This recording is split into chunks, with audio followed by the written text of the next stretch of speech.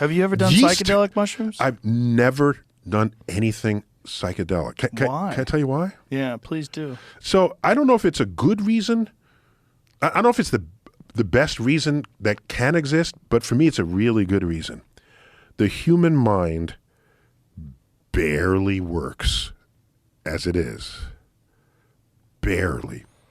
You ever see a book of optical illusions? Mm-hmm. No one doesn't love a good book of optical illusions. And you turn the page, oh, what is that? Oh, is it in the page, out of the page? Is the line longer? Is it shorter? And you scratch in your head. These are simple line drawings that confound the human mind's ability to interpret. Our brain barely works as an accurate decoder of the natural world around you. You now want to stir in chemicals?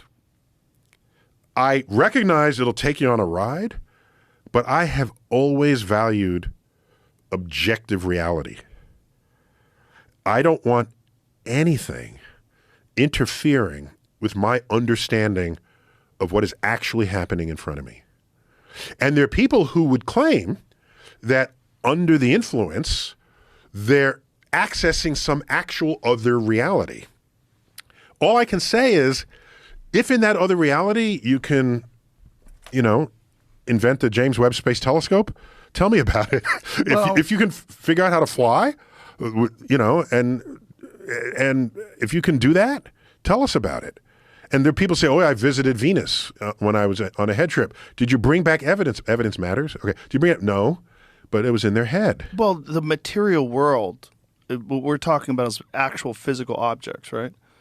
It's if you could bring physical back world, the physical something, universe. The physical, what they're experiencing is something akin to, you could call it a hallucination.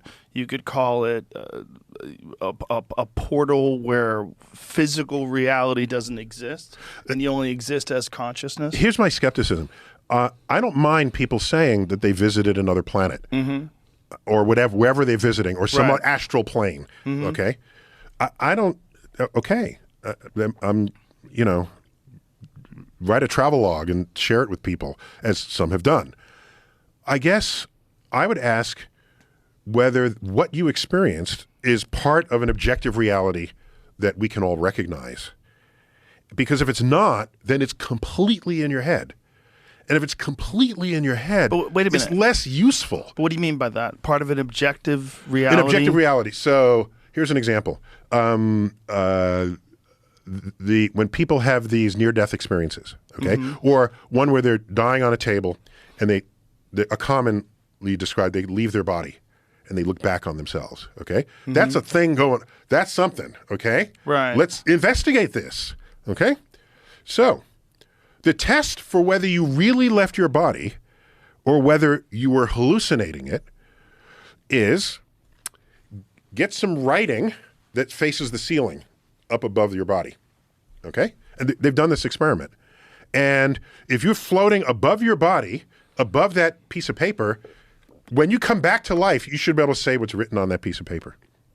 And that is yet to happen. If you get above it. Yeah, if you get above it, correct. That is yet to happen. That'd be really good. Where would that piece of paper be suspended? Yeah, no, you have to put it up on a shelf or something.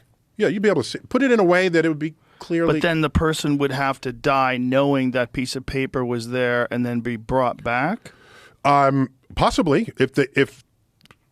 Yeah, I mean, so you'd have to tell them, hey, I know you're going to die. You're going to die. If you come back, I have a piece of paper up here. That Go seems read like from it. A pretty ridiculous experiment to try to if achieve. You care, wait, pause. From ridiculous experiment. So hey, I know this guy's about to die, but instead of concentrating on bringing him back to life, let's write down on a piece of paper and leave it on the shelf. But who the fuck is going to do that? No, you know what they did?